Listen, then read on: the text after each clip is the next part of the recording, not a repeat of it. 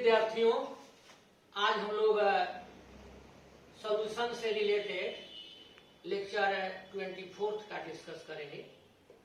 Lecture 24 में हम लोग ओस्मोटिक प्रेशर देखेंगे, कोलिगेटिव प्रॉपर्टी का जो लास्ट टर्म है। याद होगा, बताए थे कि there are mainly 4 colligative properties in which osmotic pressure is last. तो अब इसी को आज हम लोग समझेंगे, डिस्कस करेंगे। ओस्मोटिक प्रेशर क्या है और इससे रिलेटेड कुछ लॉज हैं, कुछ न्यूमेरिकल्स हैं, सब हम लोग आज क्लियर कर लेंगे। इसके बाद एक और क्लास चलेगा, उसके बाद आप लोगों का सॉल्यूशन कंप्लीट हो जाएगा। तो चलिए, let us enjoy osmotic pressure. Osmotic pressure जानने के पहले एक टॉपिक है जिसको हम लोग कहते हैं, ध्यान दीजिए, परमिएबल मेम्ब्रेन। चाहे यह कहिए कि एक टॉपिक है जिसको हम लोग कहते हैं मेम्ब्रेन। क्या नाम देते हैं? मेम्ब्रेन। मेम्ब्रेन का अर्थ क्या होता है? मेम्ब्रेन का मतलब होता है, हिंदी में इसको हम लोग झिल्ली कहते हैं। मेम्ब्रेन का मतलब होता है लेयर, पतला। तो मेम्ब्रेन कई प्रकार के होते हैं। एक को हम लोग नाम देते हैं नॉन परमिएबल मेम्ब्रेन, दूसरा को हम लोग नाम देते हैं परमिएबल मेम्ब्रेन, और इसी प्रकार का एक होता है जिसको कहते हैं सेमी परमिएबल मेम्ब्रेन। ऐसे हम लोगों को पढ़ना है सेमी परमिएबल मेम्ब्रेन। लेकिन हम लोग ये देखें कि पहले की परमिएबल और नॉन परमिएबल मेम्ब्रेन क्या है।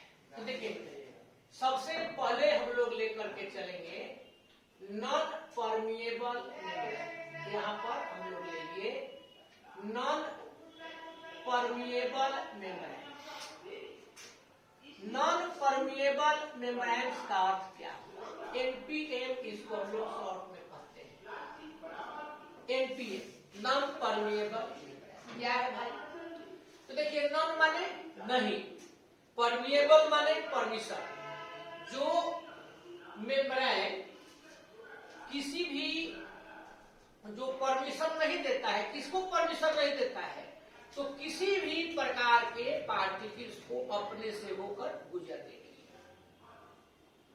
जो मेम्ब्रेन किसी भी तरह के पार्टिकल्स को, मोलिक्यूल्स को अपने से होकर के नहीं जाने देता है, तो उसको हम लोग कह देंगे नॉन परमिएबल मेम्ब्रेन। जैसे सेल दीवार, सेल वाल है, तो सेल वाल से होकर के कोई चीज पार नहीं हो सकता, आर पार कुछ नहीं जा सकता, तो इसको कहेंगे non permeable membrane.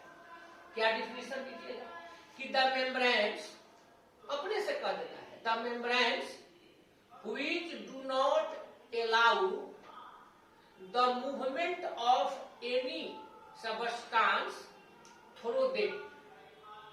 The membrane which do not allow any substance to pass through them are known as non-permeable membranes। तो बोलिए, क्लियर हुआ? इसको लिख देते हैं, तब आगे बढ़ते हैं। The membranes, यहाँ पर देखिए हम लोग ले लिए, the membranes which do not allow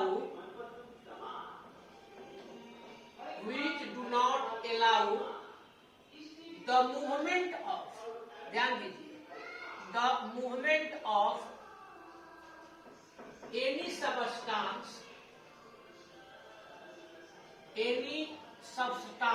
through them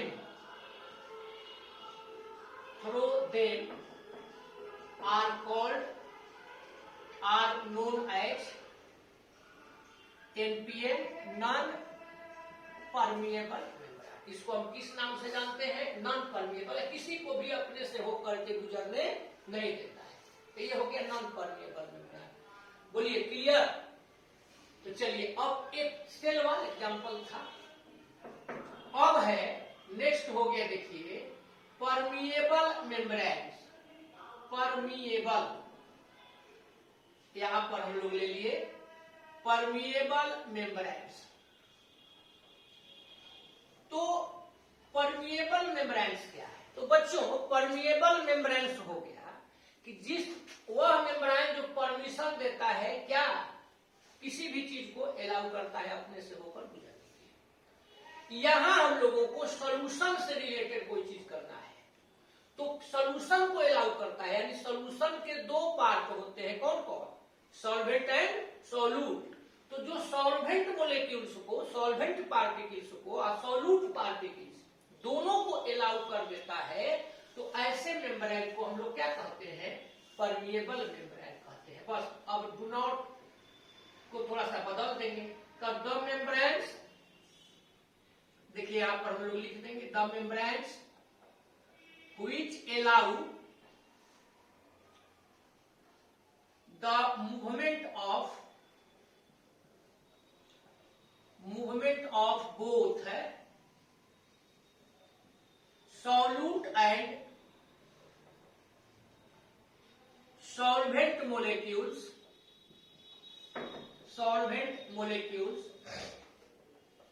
through them are called, बोलिए क्या चीज, परमिएबल मेम्ब्रेन्स। उसको हम लोग किस नाम से जानते हैं, परमिएबल मेम्ब्रेन्स के नाम। ये परमिएबल मेम्ब्रेन्स हो गए। तो दो चीज देखें, नॉन परमिएबल मेम्ब्रेन क्या है, परमिएबल मेम्ब्रेन क्या है। हम लोगों को मेनली लेकर के चलना है सेमी परमिएबल मेम्ब्रेन्स। ध्यान दीजिए, सेमी परमिएबल मेम्ब्रेन्स। अब सेमी परमिएबल मेम्ब्रेन्स को शॉर्ट में हम लिख देंगे SPM। सेमी माने आधा, यानी विलयन का सोल्यूशन के आधा पार्ट को परमिशन देता है, अलाउ करता है गुजरने का, और आधा में किसको, तब विलयन के सोल्यूशन के, किसी भी सोल्यूशन के टू पार्ट्स हुए, solute and solvent.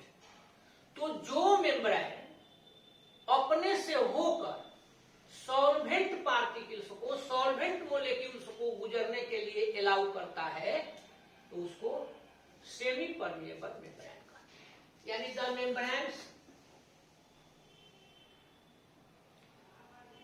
The membranes, which allow the movement of only solvent molecules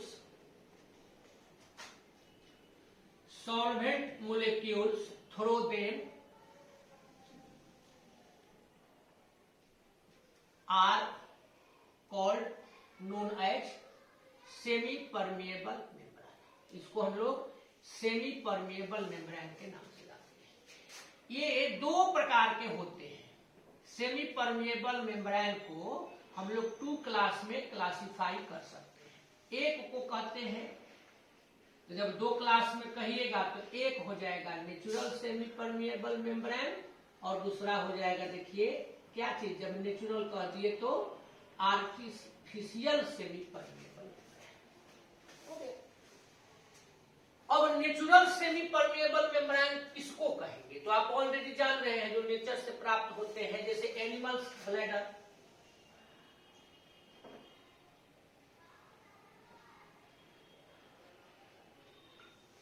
parchment, ये सब क्या है, नेचुरल सेमी परमिएबल मेम्ब्रेन्स है। बहुत से जानवर हैं, उनके आमाशय का, जैसे पिग है, गोट है, तो उनके आमाशय का आप मेम्ब्रेन बना दीजिए, एग का मेम्ब्रेन बना दीजिए, एग मेम्ब्रेन। तो ये एग मेम्ब्रेन क्या हो जाएगा, सेमी परमिएबल, और उसमें भी कैसा हो जाएगा, तो नेचुरल हो जाएगा। एग मेम्ब्रेन इसको लिख सकते हैं, कोई जरूरत नहीं है लिखने की, तो बोलिए दिए, लेकिन एग मेम्ब्रेन, तो ये सभी क्या हो जाएंगे, ये सभी नेचुरल है। लेकिन हम लोग जनरली इनका उपयोग नहीं करते हैं। हम लोग किसका करते हैं, आर्टिफिशियल का। आर्टिफिशियल में एक हो गया जैसे कॉपर फेरोसाइनाइड,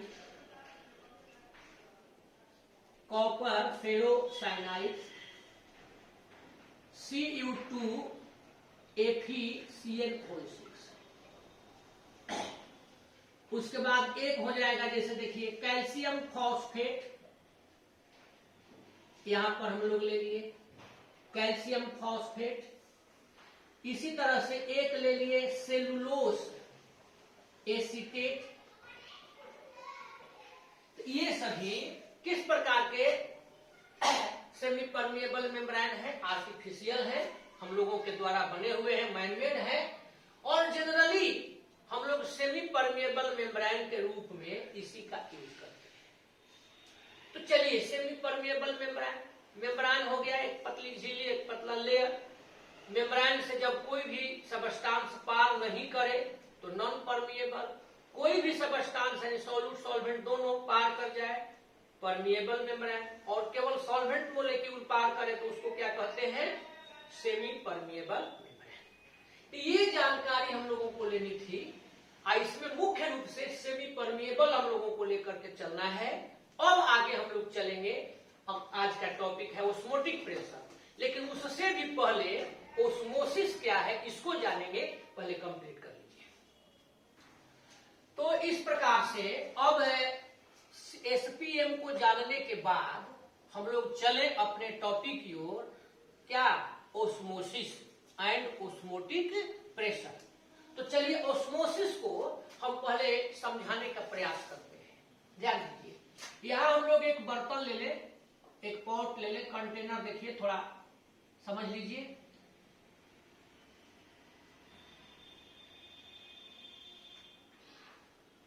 इस तरह से एक कंटेनर हम लेते हैं,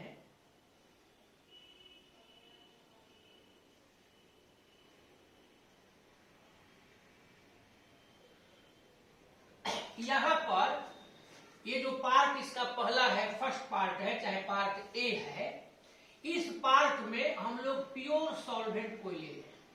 ध्यान देते चलिएगा, इसी फिगर से दोनों टॉपिक आप ओस्मोसिस और ओस्मोटिक प्रेशर समझ लीजिएगा। तो यहां पर हम लोग ले लिए प्योर सॉल्वेंट। अब प्योर सॉल्वेंट में आपको, सॉल्वेंट तो कोई भी प्योर ले सकते हैं, लेकिन हम लोग यूनिवर्सल सॉल्वेंट वाटर को लेकर के चलते हैं। तो मान लीजिए यहां हम लोग प्योर सॉल्वेंट के रूप में ले लिए प्योर वाटर। इसमें बच्चों हम क्या करते हैं कि कोई सॉल्यूशन ले लेते हैं। ध्यान दीजिएगा, ये जो सेकेंड पार्ट है, इस सेकेंड पार्ट में हम लोग कोई सॉल्यूशन ले लिए। मान लीजिए आपने सॉल्यूशन में साल्ट सॉल्यूशन ले लिया, यहां पर सॉल्यूशन ले लिए। सॉल्यूशन में सपोज कीजिए आपने साल्ट प्लस वाटर लिया है, चाहे यह कहिए आपने साल्ट सॉल्यूशन लिया है। ये सपोज कीजिए इसमें दिखलाए नहीं है हम लोग, साल्ट के कुछ मॉलिक्यूल्स उपस्थित है। और यहां पर बच्चों हम लोग एक एसपीएम जोड़ दिए, एक सेमी परमिएबल मेम्ब्रेन लगा दिए। यहां पर सेमी परमिएबल मेम्ब्रेन। अब जरा ध्यान दीजिए, ऐसे भी आप जानते हैं कि कोई भी चीज आप लेते हैं, दो पदार्थ को अगर एक नजदीक रखते हैं तो कम जो सांद्रण वाला पदार्थ, कम कंसंट्रेशन वाला पदार्थ, लो कंसंट्रेशन वाला पदार्थ होता है, वह हाई वाला में चला जाता है। जैसे आप किसी भी तरह का दूगो कोई सोल्यूशन लीजिए, वो का कंसंट्रेशन कम है, वो मान लीजिए कि गाढ़ा चीज रखे हैं, आए वो बहुत पतला रखे हैं, तो दोनों में से कौन पतला जाएगा, पतला क्या हो जाता है, गाढ़ा की ओर आराम से चला जाता है। तो सेम यहां पर जो एक चीज होगा, यहां हमने एसपीएम लगा दिया। अब एसपीएम लगाने के बाद होता क्या है कि प्योर सॉल्वेंट यहां जो ये रखे हैं, ये रखे हैं सॉल्यूशन साल्ट वाटर, यानी इसमें कंसंट्रेटेड हो गया। तो ये प्योर सॉल्वेंट जो है, चाहिए जो वाटर है, ये इधर जाने लगता है अपने आप। तो इसी स्पॉन्टेनियस फ्लो को, जो स्वतः रूप से अपने आप जाने लगता है, तो इसी प्रोसेस को हम लोग नाम देते हैं ओस्मोसिस।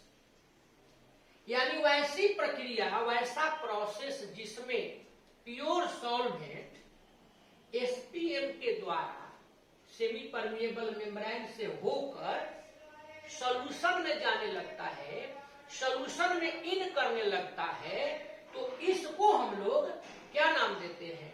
इस प्रोसेस को हम लोग ओस्मोसिस कहते हैं। यानी the process of spontaneous flow movement of solvent into solution, spontaneous flow of solvent into solution is called osmosis.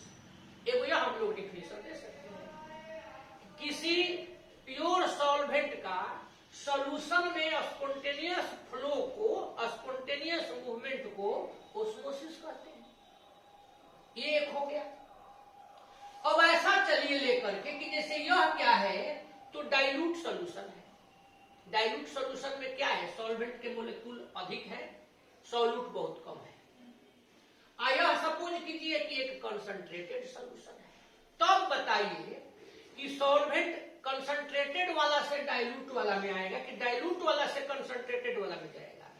तो लो कंसंट्रेशन से हाई कंसंट्रेशन बोले थे ना, आप जानते भी, तो एक्सपेरिमेंटल हो गया। तो यहाँ लो से हाई की ओर जाएगा, यानी डाइल्यूट सॉल्यूशन का सॉल्वेंट कंसंट्रेटेड सॉल्यूशन में जाएगा। तो इस प्रोसेस को भी आप क्या कहिएगा? ओस्मोसिस कहिएगा। यानी प्रोसेस ऑफ स्पॉन्टेनियस मूवमेंट, चाहे spontaneous flow of solvent in solution कहिए, या spontaneous flow of solvent from a dilute solution to a concentrated solution कहिए, दोनों ही केसेज में प्रोसेस को क्या कहिएगा? ओस्मोसिस कहिएगा। यानी इसमें से सेमी परमिएबल मेम्ब्रेन की सहायता से इसमें जो ये जा रहा है, तो यही प्रोसेस क्या कहलाएगा? Flow of pure solvent from dilute solution. अगर सॉल्यूशन बनाए है तो मैंने इसमें सॉल्वेंट के मोलेक्यूल्स बहुत कम है, तो कंसंट्रेटेड सॉल्यूशन भी अगर फ्लो एसपीएम है तो उसको भी हम लोग ओस्मोसिस कहेंगे। या अगर इसमें केवल प्योर सॉल्वेंट रखे हैं, इसमें सॉल्यूशन बनाए हैं, तो यहाँ ये प्योर सॉल्वेंट है तो डाइल्यूट नहीं है, तो प्योर सॉल्वेंट भी सॉल्यूशन की ओर जब जाता है तो उसको भी हम क्या कहेंगे? ओस्मोसिस कहेंगे। तो ओस्मोसिस के बारे में हम लोग देख लिए, ध्यान दीजिए। ओस्मोसिस, तो ओस्मोसिस को एक ग्रीक वर्ड ओस्मोस से लिया गया है। ध्यान दीजिए, इसका अर्थ होता है टू पुश, चाहे टू पुल। अब यही चीज हम लोग लिखेंगे कि द स्पॉन्टेनियस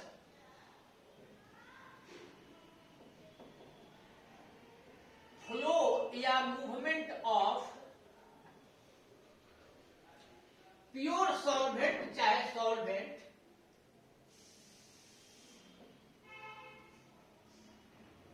इनटू सॉल्यूशन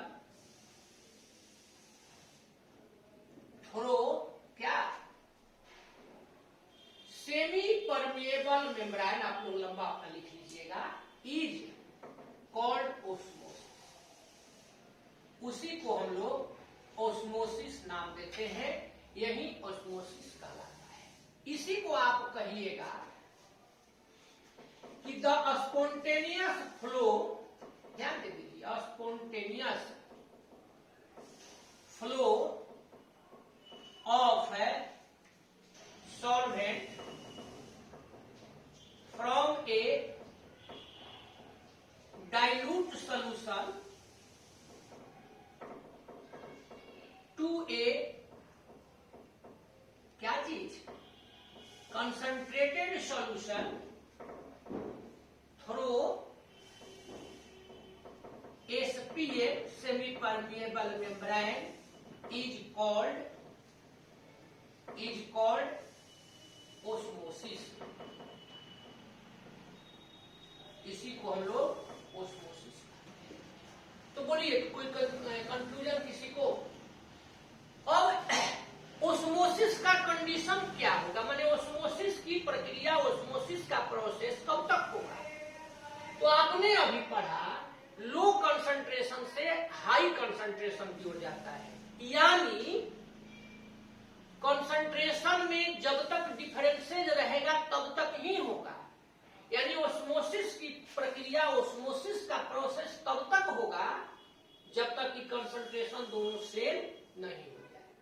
अगर दोनों का कंसंट्रेशन एसपीएम के दोनों साइड में जो सॉल्यूशन आप लीजिएगा, या एक साइड में प्योर सॉल्वेंट है, तो अब यहां पर सॉल्यूशन अगर दोनों तरफ लेते हैं, एक तरफ मान लीजिए कि डाइल्यूट है, एक तरफ कंसंट्रेटेड है, तो वहां पर ओस्मोसिस होगा। लेकिन अगर दोनों तरफ के सॉल्यूशन का, एसपीएम के दोनों तरफ के सॉल्यूशन का कंसंट्रेशन सेम हो जाए, इक्वल हो जाए, तो इस स्थिति में ओस्मोसिस की क्रिया अपने आप रुक जाएगी। तो क्लियर हुआ? इसको लिखेंगे नहीं, याद रखना है। ओस्मोसिस प्रोसेस कब तक होता है? Osmosis process is done only when concentration of first solution, either concentration of first solution or concentration of second solution is lower than other solution. If concentration of both solution from SPM is same, then osmosis process is not done. तब वहां पर osmosis process नहीं होता है, osmosis की क्रिया नहीं होती है। कब? जब दोनों सॉल्यूशन का कंसंट्रेशन सेम हो जाए। आई बात समझ में? कोई दिक्कत? चलिए एक दो इंटरेस्टिंग एग्जांपल देते हैं। अच्छा, जरा हम लोग विचार करें कि कोई लंबा पौधा है, तो उसको जमीन से हम लोगों को, जमीन से उसको वाटर कैसे मिलता होगा?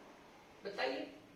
अब जरा ध्यान दीजिए, ये आपका पौधा हुआ, नीचे जमीन के अंदर है, इसका जड़, यहां से पौधा बढ़ा, तो जब पौधा लंबा हो गया तो जमीन को जो वाटर मिला है, तो यहां पर वाटर प्लस सॉइल है, इधर कुछ भी नहीं है, मतलब इधर कंसंट्रेशन एक तरह से बिल्कुल ही नहीं है।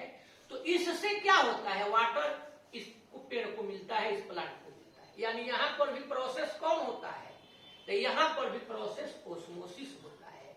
ये बड़ा एक इंटरेस्टिंग एग्जांपल रहा कि जो लंबे पौधे होते हैं वह क्या करते हैं? ओस्मोसिस प्रोसेस के द्वारा मिट्टी से वाटर को प्राप्त करते हैं। चलिए आप लोगों का कुछ भोजन दिया जाए, किशमिश खा लीजिए। किशमिश ऐसे हम थ्योरी में बता रहे हैं, प्रैक्टिकल तो है नहीं, कहिएगा कि खिलाइए, प्रैक्टिकल नहीं है, हम थ्योरी पढ़ा रहे हैं। किशमिश खा लीजिए।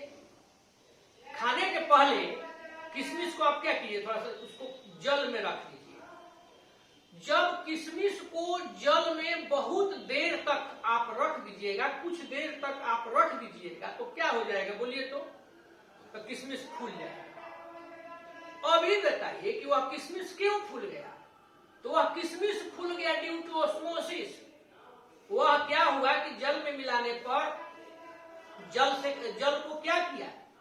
जो उसका बाहरी लेयर था वहां सेमी परमिएबल मेम्ब्रेन का काम किया और वह वाटर को ऑब्जर्व कर लिया, तो फूल गया। तो ओस्मोसिस प्रोसेस के कारण जब आप किशमिश को जल में फुलाते हैं तो वह किशमिश क्या हो जाता है? फूल जाता है। अब फूला हुआ किशमिश ले लीजिए और उस फूले हुए किशमिश को किसी साल्ट सॉल्यूशन में डाल दीजिए और उसको फिर थोड़ी देर तक छोड़ दीजिए। बोलिए क्या होगा? सिकुड़ जाएगा।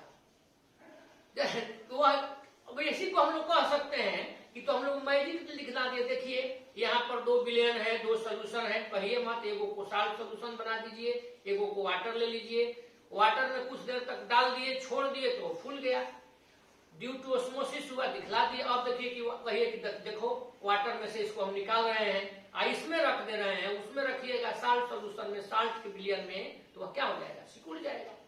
तो ये एक रोचक एग्जाम्पल हमने दिया है आपको ओस्मोसिस के लिए कि आप इस ओस्मोसिस प्रोसेस को समझिए। बोलिए आप लोग सबको ओस्मोसिस प्रोसेस समझ में आ गया? बढ़ जाए आगे। तो ओस्मोसिस के बाद अब एक टॉपिक आता है जिसको आप कहते हैं ओस्मोटिक प्रेशर। ध्यान से समझिएगा। ओस्मोसिस के बाद जो टॉपिक हम लोग लेकर के बढ़ते चलेंगे तो यह टॉपिक क्या हो गया, ओस्मोटिक प्रेशर। किसको कहिएगा बोलिए, बस कुछ नहीं है, ध्यान दे दीजिए। ओस्मोटिक प्रेशर यानी वह प्रेशर जो ओस्मोसिस की क्रिया को रोक देता है। चलिए डिफिनेशन तो देंगे यहाँ पर। अब ये आप लोग बताइए, यहाँ प्योर सॉल्वेंट लिए थे, यहाँ हम लोग सोल्यूशन लिए, सेमी परमिएबल मेम्ब्रेन लगा दिए। अब यहाँ सेमी परमिएबल मेम्ब्रेन लगा दिए तो ये प्योर सॉल्वेंट है, या प्योर सॉल्वेंट नहीं लेकर के इस पर हम लोग डाइल्यूट सोल्यूशन यदि लिए हो, दोनों ही परिस्थितियों में इसका जो सॉल्वेंट है इसमें जाएगा। अब हम लोग चाहें कि इसका सॉल्वेंट इसमें मत जाए तो सॉल्वेंट उसमें जाएगा, एसपीएम को पार करके, मतलब ओस्मोसिस हुआ। अब नहीं जाए तो उसको कहेंगे कि ओस्मोटिक प्रेशर। तो अभी बताइए इसके लिए क्या कीजिएगा, तो ध्यान दीजिए। अब आप मान लीजिए कि कोई आदमी आपके आगे आपके तरफ आ रहा है, तो जब आ रहा है तो उसको रोकने के लिए आप क्या कीजिएगा, उसको धक्का दीजिएगा, पुश कीजिएगा, पुल कीजिएगा, जो कहीं उसको पुश कीजिएगा। तो वो आ रहा है, आप उसको धक्का दे रहे हैं, तो इस स्थिति में वह रुक जाएगा। तो जिस प्रेशर पर वह आना बंद कर देगा, रुक जाएगा, अब आदमी के लिए समझा रहे हैं लेकिन आदमी के लिए थोड़े कहलाएगा, तो उस प्रेशर को आप क्या कहिएगा, ओस्मोटिक प्रेशर। तो ऐसे ही अब यहां पर देखिए बच्चों, हम लोग ओस्मोसिस की क्रिया को रोकने का प्रयास करेंगे। तो ओस्मोसिस की क्रिया को रोकने के लिए मान लीजिए इसको ऊपर से भी दिखला सकते थे, यहां पर हम क्या करते हैं, अलग से लगाया हुआ है, इसको ऊपर से घेर कर भी दे सकते थे। ये ऐसे सोल्यूशन भरा हुआ है यहां तक। यहां पर हम लोग एक पिस्टन लगा दिए और पिस्टन के द्वारा इस पर प्रेशर ऑब्जर्व कर रहे हैं। तो जब आप यहां पर प्रेशर दे रहे हैं तो प्रेशर देने के स्थिति में जितना प्रेशर अप्लाई करने पर इसका फ्लो इधर से रुक जाए तो उसको क्या कहेंगे, ओस्मोटिक प्रेशर। यानी वह प्रेशर जो प्योर सॉल्वेंट मोलेक्यूल का आना रोक दे उसको कहेंगे osmotic pressure. Clear? The pressure required to prevent the osmosis process is called osmotic pressure. किसी सॉल्यूशन पर अप्लाइड प्रेशर, क्लियर हुआ ना, जो ओस्मोसिस की क्रिया को ब्रेक कर दे, रोक दे, उसको क्या कहेंगे, ओस्मोटिक प्रेशर कहेंगे। यही तो हुआ। क्या चीज भाई, अब यहां पर हम लोग लेकर के चले osmotic pressure.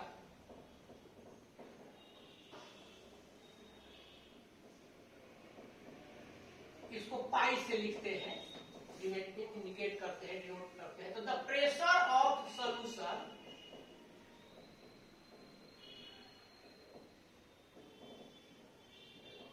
required to prevent osmosis is called osmotic pressure। उसी को हम लोग नाम दे देते हैं osmotic pressure। It is denoted represented, जो लिख दीजिए बाई पाई।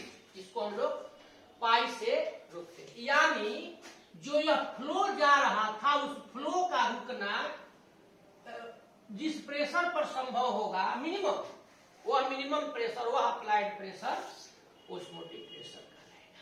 पाई से इसको सूचित करेंगे। एस्मेटिक प्रेशर को यदि हम लोग एक एक्सपेरिमेंटली निकालना चाहें कि कितना हुआ तो आप क्या कर सकते हैं। इसके लिए बहुत सारे मेथड्स हैं। इसमें से कुछ मेथड इंपॉर्टेंट है जिनका आगे हम लोग उपयोग करते हैं, जैसे बर्कले हार्टले मेथड है, या बर्कले हार्टले नहीं कहिएगा तो मोर्से फ्रेजर मेथड है। तो ये सब मेथड क्या है, एक्सपेरिमेंटली डिटरमिन कर देते हैं किसको, ओस्मोटिक प्रेशर। जानकारी के लिए केवल एक लाइन दे देते हैं कि the osmotic pressure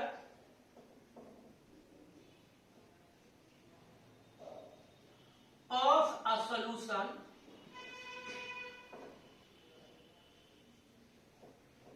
can be determined in a number of ways, number of methods. Example में देते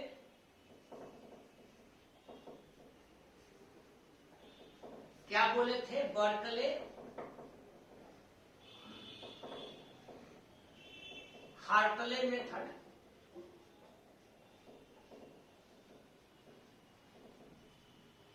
यही मतलब ज्यादा देखना है। और दूसरा मोर्से फ्रेजर मेथड,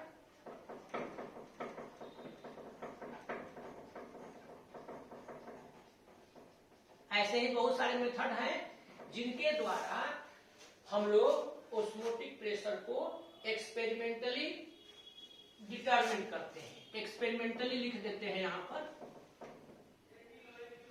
यहां पर हम लोग ले लिए, देखिए एक्सपेरिमेंटली डिटरमिन्ड, यही पढ़ा देते हैं, experimentally determined in A number of ways, चाहे नंबर ऑफ मेथड्स। तो बोलिए आप लोगों को ऑस्मोटिक प्रेशर समझ में आया? काम तो बहुत छोटा हुआ। क्या काम हुआ कि सेमी परमेएबल मेम्ब्रेन लिए, उसके द्वारा लो कंसंट्रेशन वाले, कम कंसंट्रेशन वाले सॉल्यूशन का जो सॉल्वेंट है, जब ज्यादा कंसंट्रेशन वाला में होगा उसमें यदि पास करता है तो उसको हम लोग क्या कहते हैं? उस प्रोसेस को ऑस्मोटिक प्रेशर कहते हैं, सॉरी ऑस्मोसिस कहते हैं। और जो उसको रोकने के लिए प्रेशर एक्सर्ट किया गया, प्रेशर आरोपित किया गया, प्रेशर अप्लाई किया गया, उसको ऑस्मोटिक प्रेशर कहते हैं। अब ऑस्मोटिक प्रेशर को पाई से लिखते हैं, पी से भी कहीं कहीं इसको दिया जाता है, लिखा जाता है। अब लेकर के चला जाएगा लॉज ऑफ ऑस्मोटिक प्रेशर। तो पहले इसको हम लोग कंप्लीट कर लें, फिर लॉज ऑफ ऑस्मोटिक प्रेशर देखते हैं। लॉज ऑफ ऑस्मोटिक प्रेशर, ध्यान से देखिएगा, यहां पर हम लोग ले लिए laws of osmotic pressure, laws of osmotic pressure. तो देखिए इससे रिलेटेड मुख्य रूप से दो लॉ है। First law,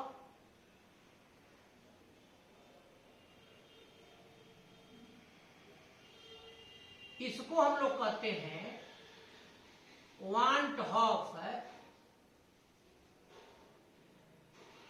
Boyle's law.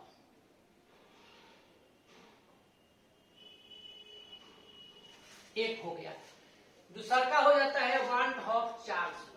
अब जरा ध्यान दीजिए, इसमें हम क्या करते हैं कि जब वांट हॉफ बॉयल्स लॉ लेते हैं तो इसमें टेम्परेचर को कांस्टेंट कर देते हैं।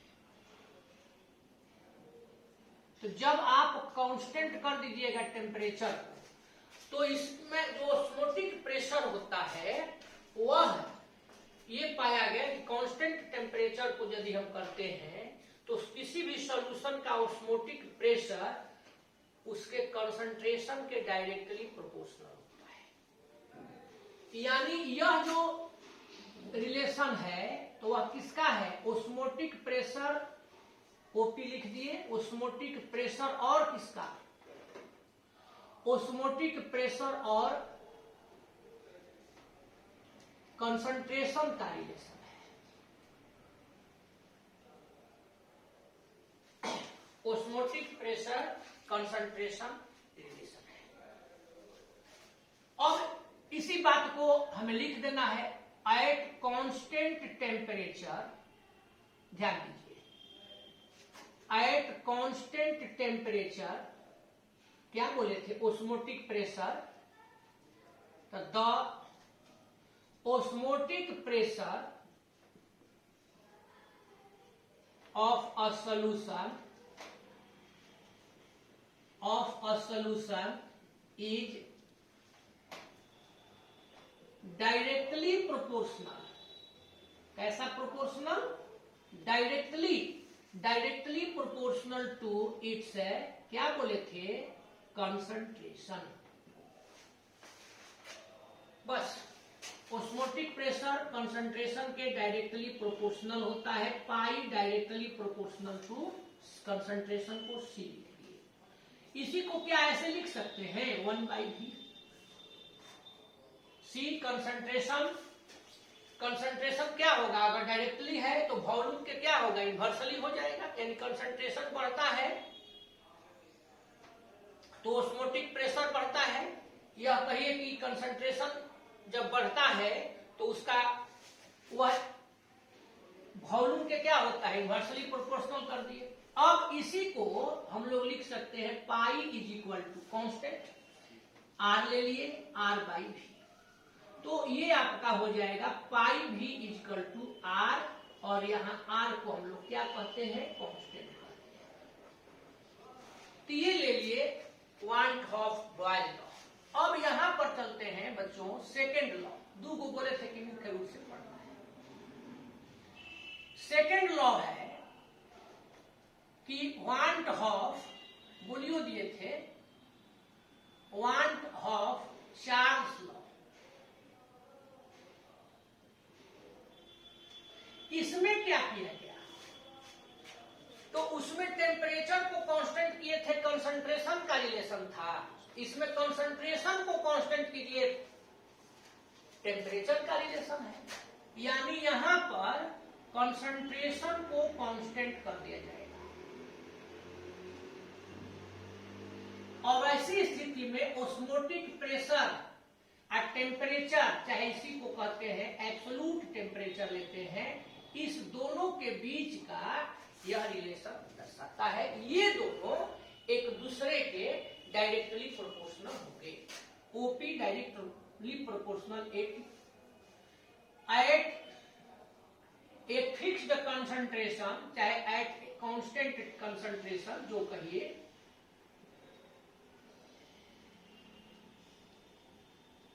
द ऑस्मोटिक प्रेशर, यहां पर हम लोग ले लिए, of a solution is directly proportional to its, कौन चीज, एब्सोल्यूट टेम्परेचर। क्या हो जाता है, एब्सोल्यूट टेम्परेचर के डायरेक्टली प्रोपोर्शनल, बस हो गया। That is pi directly proportional to T. आप लोग जान ही रहे हैं, pi is equal to concentration में आर डैश कर देते हैं, कोई अंतर नहीं, आर भी लिख सकते हैं, ये आर। तो ये आपने प्राप्त कर लिया। यहां पर दोनों लॉ को देखिए। अब जनरल इक्वेशन ऑफ स्टेट लेकर के चलते हैं, ध्यान दीजिए। अगला टॉपिक हो गया general equation of a state. कोई दिक्कत है? General equation of a state for dilute solutions. कुछ मेहनत नहीं है, ये दोनों कंबाइन कर दिया जाएगा, फर्स्ट लॉ और सेकेंड लॉ मिला दीजिए, बस हो गया। देखिए, from want of Boyle's law,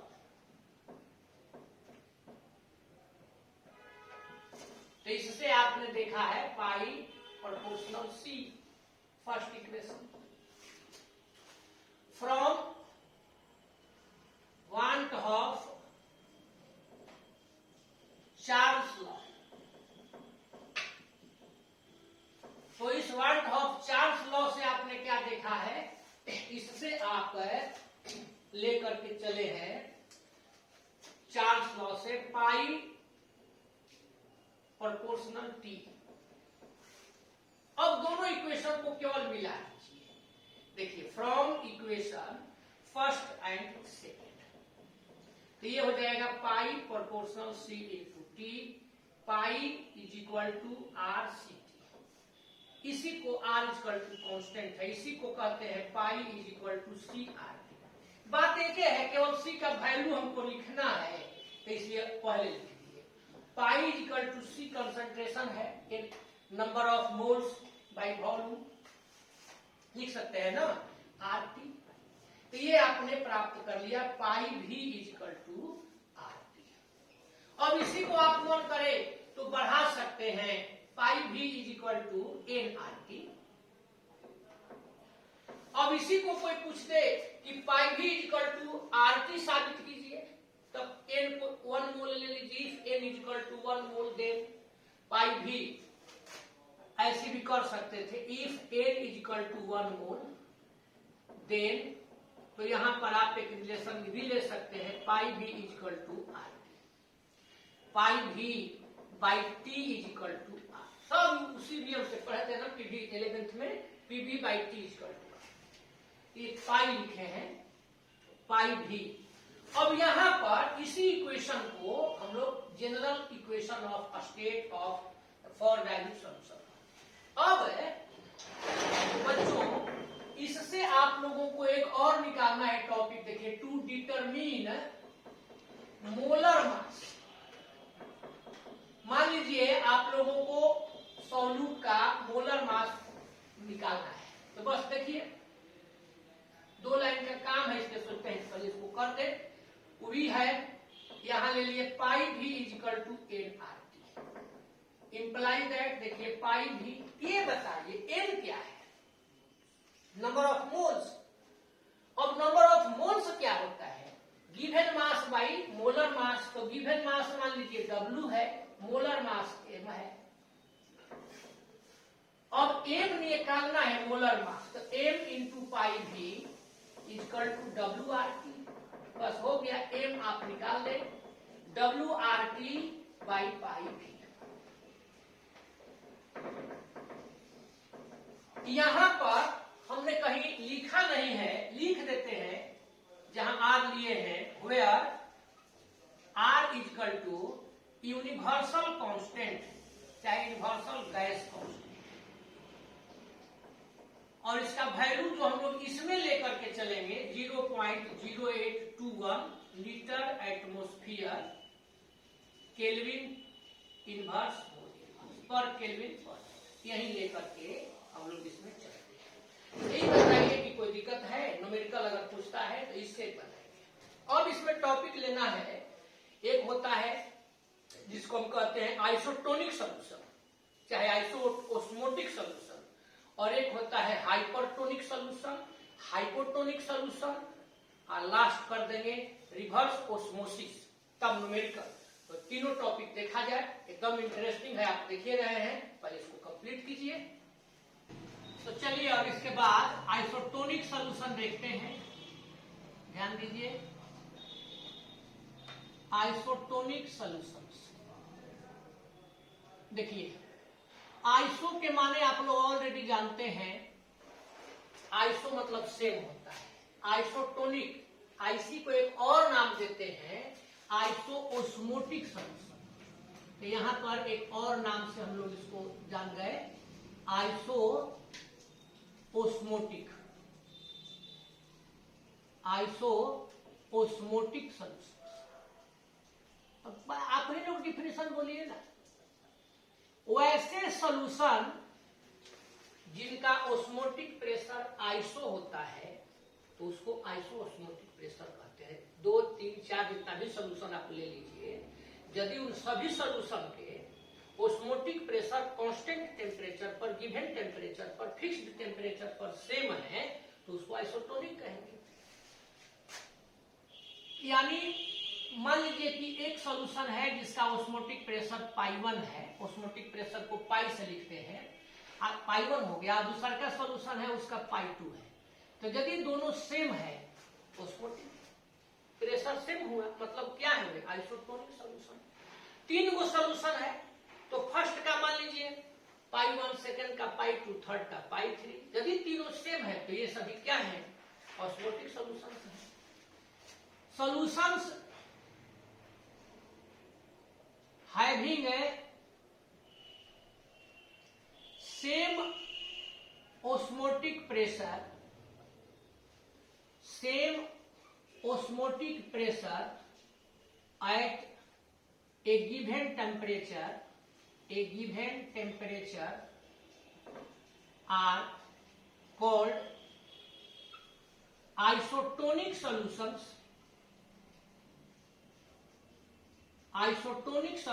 to each other.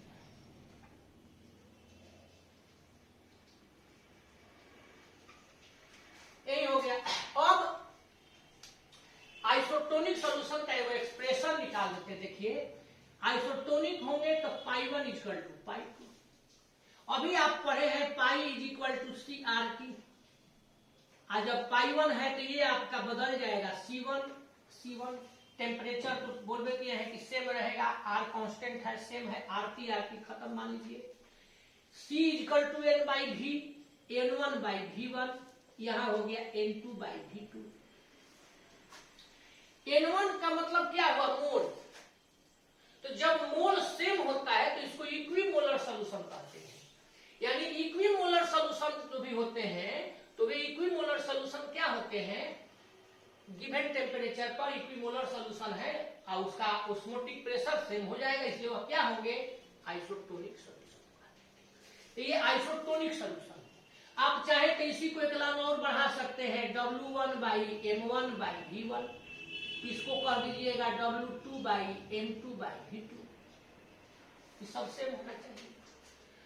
अब अगला है hypertonic solution.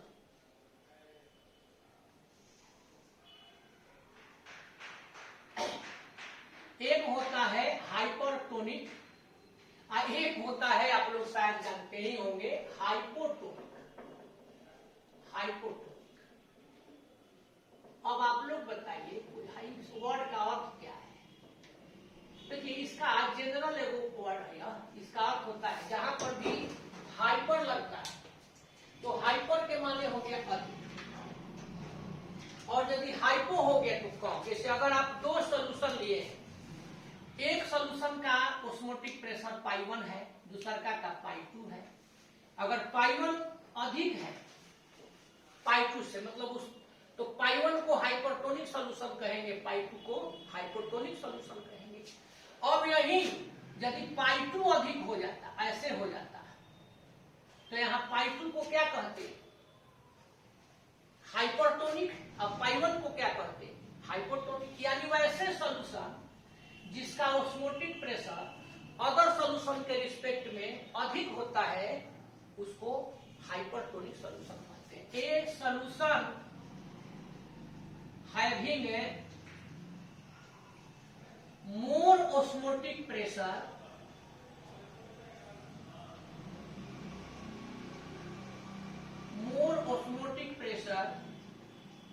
than some other solutions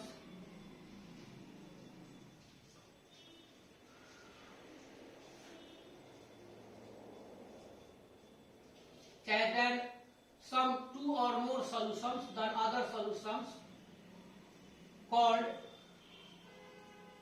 hypertonic solution with respect to other solutions। तो बोलिए कोई दिक्कत?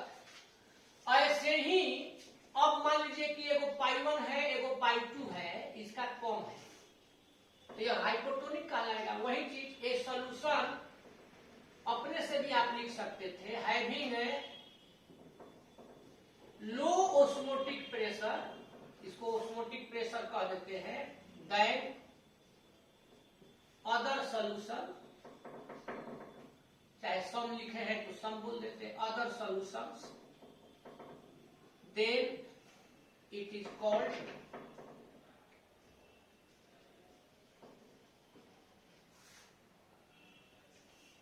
हाइपोटोनिक सॉल्यूशन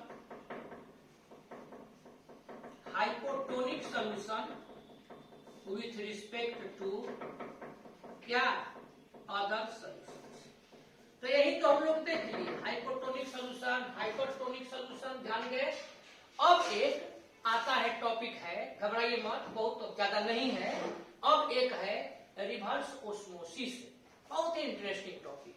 रिवर्स ओस्मोसिस के बाद केवल न्यूमेरिकल्स का गया है, तो इसको देख लिया जाए। पहले इसको आप लोग स्क्रीनशॉट ले लीजिए, चाहे इसको समझ लीजिए। तो रिवर्स ओस्मोसिस यही अब एक लास्ट टॉपिक बच गया। यहां पर हम लोग डिस्कस करें।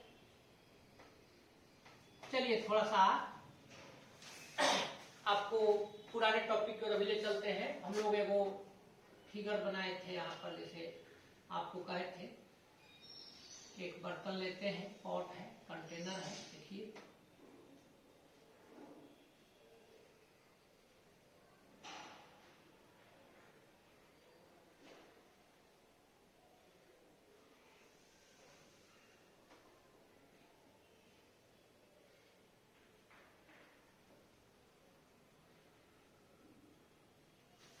यही बनाए थे, और इसमें कहे थे कि आपने ले लिया प्योर वाटर, बस पुरनके हैं। देखिए यहां आप ले लिए प्योर वाटर, और यहां पर आप सी वाटर ले लीजिए, चाहे वाटर और साल्ट मिला हुआ है, साल्ट वाटर ले लीजिए। तो यहां आप ले लिए सी वाटर। यहां पर आपने ले लिया एसपीएम, ध्यान दीजिए। तो बच्चों अब इसमें आप ही बताइए कि क्या होगा। पढ़े हैं ना अभी थोड़ी देर पहले हम लोग, इधर प्योर वाटर ले लिए, इधर सी वाटर ले लिए, तो एसपीएम के द्वारा प्योर वाटर यानी सॉल्वेंट क्या हो जाएगा, इसमें जाने लगेगा। इस प्रोसेस को ओस्मोसिस कहेंगे। अब इस ओस्मोसिस को रोकने के लिए क्या बताए थे, तो एस्मोसिस को रोकने के लिए याद होगा बताए थे, यहां पर हम लोग एक पिस्टन दे देते हैं, और पिस्टन के माध्यम से यहां पर प्रेशर हम लोग आरोपित करते हैं, प्रेशर देते हैं। तो जब आप प्रेशर देते हैं तो क्या होता है, जैसे ही आप प्रेशर देना शुरू करते हैं, तो अब प्रेशर मिलने के कारण यह है प्योर वाटर इधर आना, यानी प्योर वाटर का फ्लो होना बंद हो जाता है। इसी प्रोसेस को आपने कहा था, इस वाटर का इधर जाना ओस्मोसिस था, अब प्रेशर जो अप्लाइड हुआ वो ऑस्मोटिक प्रेशर था। उसमें कहे थे कि जैसे कोई आ रहा है आपके पास, उधर से आ रहा है, आप उसको ऐसे जोर देते हैं, तो जोर देते हैं, प्रेशर दबाव बल लगाए, तो वह क्या हुआ, रुक जाता है, तो उसके आने की क्रिया बंद हो गई। लेकिन अभी बताइए कि जब उसको आप रोक दिए और उससे ज्यादा भी अभी प्रेशर देने का काम होता है, तो क्या हो जाता है, बोलिए देखिए आप फिर चले जाते हैं। सेम चीज है, जब आप ओस्मोटिक प्रेशर से ज्यादा प्रेशर देते हैं, ग्रेटर देन ओस्मोटिक प्रेशर, तो जब ओस्मोटिक प्रेशर से ज्यादा प्रेशर देते हैं, तो इस सी वाटर में से जो वाटर है, प्योर वाटर है, वह अब क्या होने लगता है, इधर आने लगता है प्योर वाटर में। तो यही प्रोसेस रिवर्स ओस्मोसिस हो गया, उल्टी गंगा बह गई, पहले इधर जाता था अब इधर आ रहा है, तो इसी प्रोसेस को रिवर्स ओस्मोसिस कहा जाता है। यहां पर इस प्रोसेस के द्वारा, इस फिनोमिना के माध्यम से अब सी वाटर का डिसैलिनेशन हो जाता है, उसमें से जो साल्ट वगैरह है उसको हटाते हैं, प्यूरिफिकेशन होता है। अब यहां से देखिए हम लोग एगो टैप यहां पर लगा दिए हैं, यहां एक नली लगा दी गई, और इसके द्वारा इसमें से वाटर इधर निकलने लगता है, वाटर आउटलेट। ये प्रोसेस है रिवर्स ओस्मोसिस। क्या भाई, यदि ओस्मोटिक प्रेशर से लार्जर प्रेशर सॉल्यूशन साइड में अप्लाई करते हैं, तो सॉल्यूशन का जो प्योर सॉल्वेंट यानी वाटर होता है वह बाहर निकलने लगता है, और इसी प्रोसेस को रिवर्स ओस्मोसिस, चूंकि उल्टा होने लगा इसलिए इसको रिवर्स कह देंगे, रिवर्स ओस्मोसिस कहा जाता है। हम लोग जो घर में शुद्ध जल पीते हैं आरओ लगा करके, वह भी इसी सिद्धांत पर कार्य करता है, और बहुत सारे देश वाटर प्यूरिफिकेशन के लिए इस प्रोसेस का यूज करते हैं।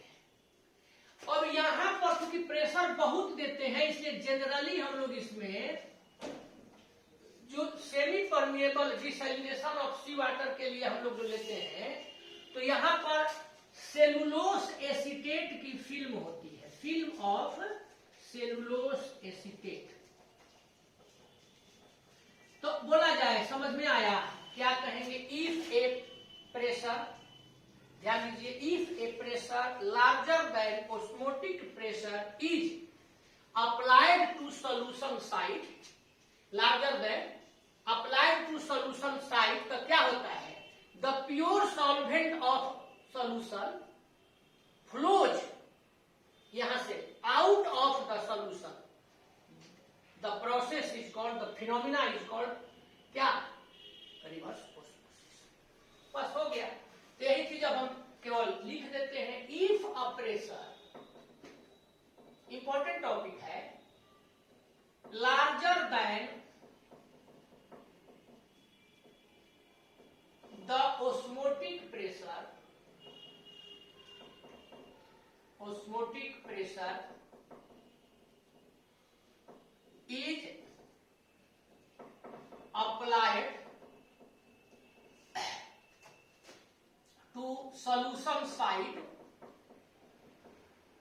then अप्लाइड होता है तो क्या होता है? प्योर सॉल्वेंट बाहर निकलने लगता है, तो then the pure solvent flows out of the solution, out of the solution। आइए कुछ चीज हम लोग नहीं भूलेंगे, through semi permeable membrane, semi permeable membrane.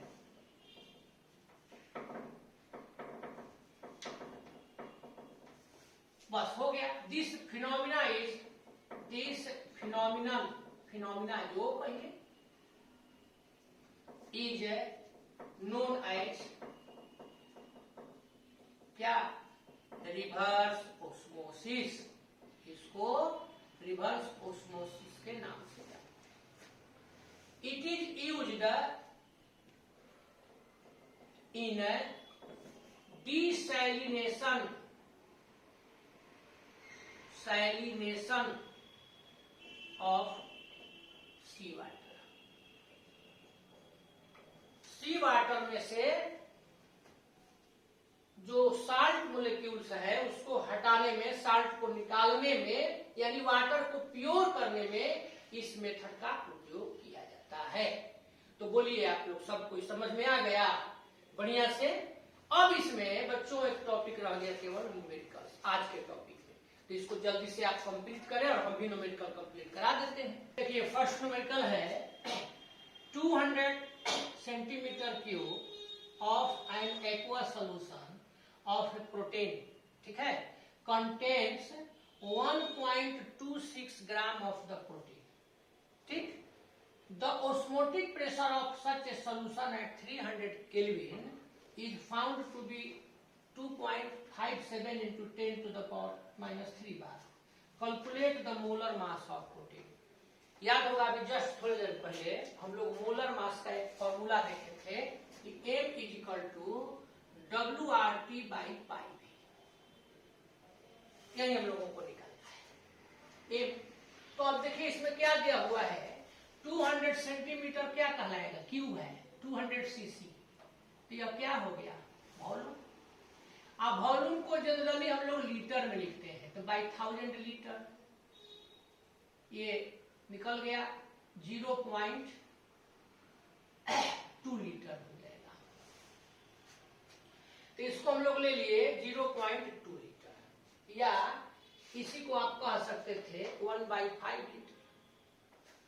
अब कहता है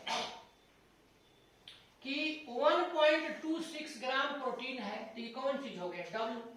तो यहां पर ले लिए W is equal to 1.26 gram. Osmotic pressure दिया हुआ है, यानी पाई का वैल्यू 2.57 इंटू 10⁻³ बार।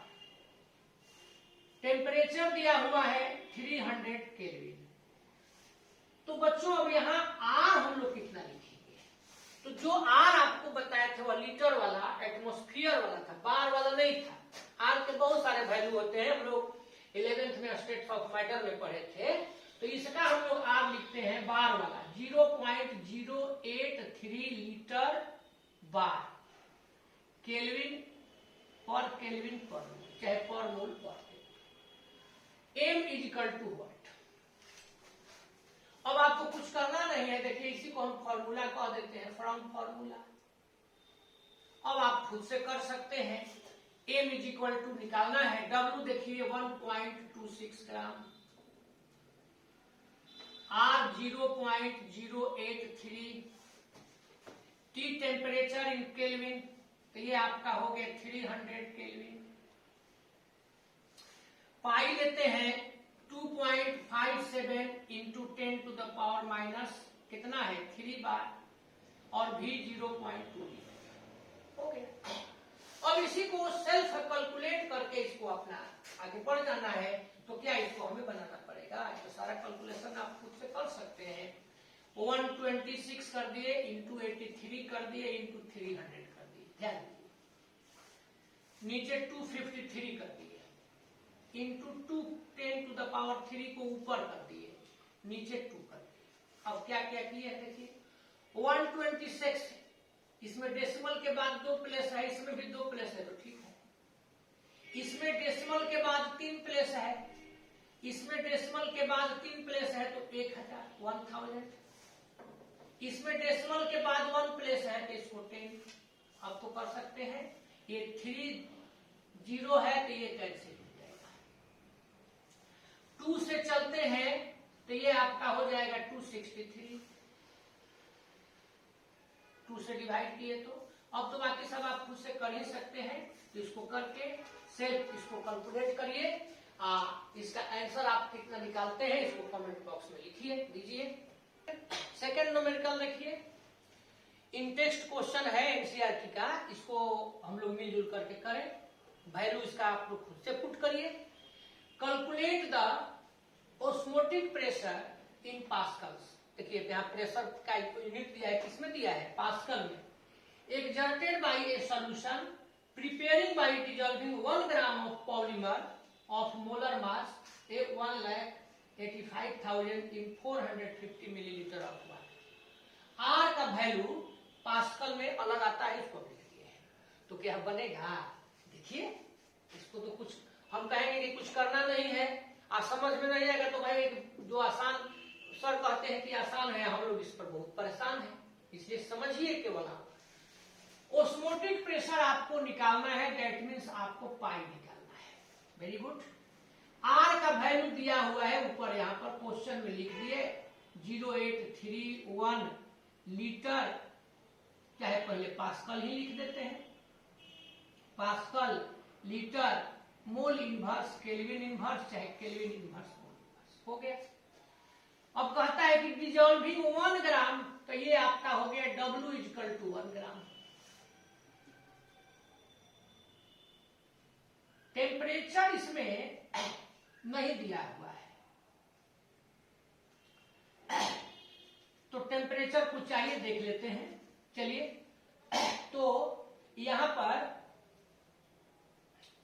W दे दिया 1 ग्राम, एम दिया हुआ है 1,85,000 ग्राम पर मोल जब दिए हैं तो। वॉल्यूम दिया हुआ है V 450 मिलीलीटर, लीटर में बदल दीजिए 450/1000 लीटर, ये निकल गया। ये हो जाएगा 5 9 जा 5 20 जा 9/20 लीटर। फॉर्मूला होता है M = याद होगा, M = WRT/πV।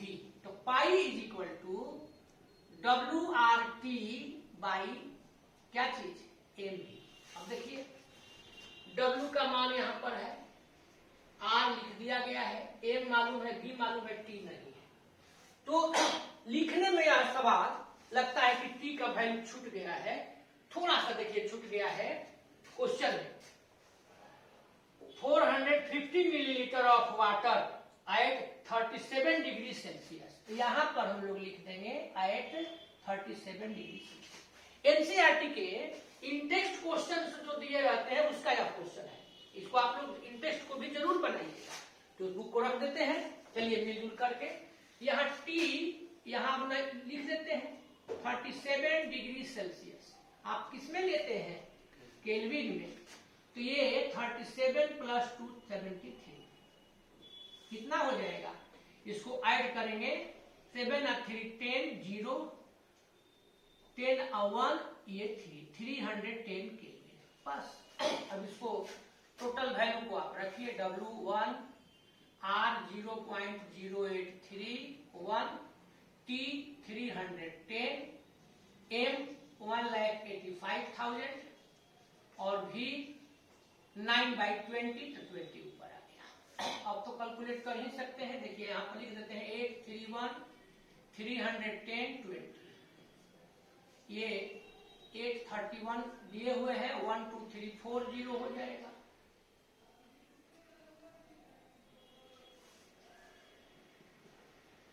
One 85,000 and 9। तो अब इसको आप कैलकुलेट कर लेंगे, आंसर हमको कमेंट बॉक्स में लिख करके भेजिए, फिर आगे देखते हैं। तो बच्चों देख रहे हैं आप, न्यूमेरिकल में कोई बहुत मेहनत नहीं है, बस आपको क्या खोजना है ये देखिए। जैसे यहाँ पर सवाल लिखने में हमको, यहाँ पर प्रॉब्लम लिखने में ये छूट गया था, तो छूट गया तो हम लोग दिमाग से अपना सेट करना शुरू किए, मान को भरना शुरू किए, तो पता चल गया कि कहीं ना कहीं गड़बड़ है। तब हम लोग देखें, अगर यही नहीं बना तो छूटा हुआ। इसलिए आप जब सवाल को प्लीज एंड प्लीज, बहुत प्लीज प्लीज जितना बार करवा लीजिए, जरूर ट्राई कीजिए और आंसर को कमेंट बॉक्स में जरूर लिखिए, तभी मैं जानेंगे कि आप बना लिए। आप लोगों के कमेंट से, आप लोगों के लाइक से क्या होता है, थोड़ा सा मनोबल बढ़ता है, ये लगता है कि सामने वाला जो हमने काम दिया है उसको कर रहा है, तो कर रहा है तो उससे मनोबल बढ़ेगा कि नहीं काम और देना चाहिए। इसलिए आप इसको जरूर लिखिए, जरूर बताइए। तो चलिए एक प्रॉब्लम कम से कम और बनना चाहिए ना, एक तो मानता है। अगला देते हैं सवाल। थर्ड नंबर में देखिए, ध्यान दीजिए कि calculate the osmotic pressure of 5% solution of cane sugar. वाह, केन शुगर माने सुक्रोज, चीनी, C12 H22O11 eight 15 degree C, ये आपका वैल्यू आ दिया है। अब इसको बच्चों क्या निकालना है? देखिए तो पाई, जैसे आप निकालेंगे हो गया, पाई इक्वल टू व्हाट, जो दिया है, कहता है कि ऑस्मोटिक प्रेशर ऑफ 5% सोल्यूशन, यानी सोल्यूशन में 5% यानी 5 ग्राम सॉल्यूट है, तो यहाँ M इक्वल टू 5 ग्राम।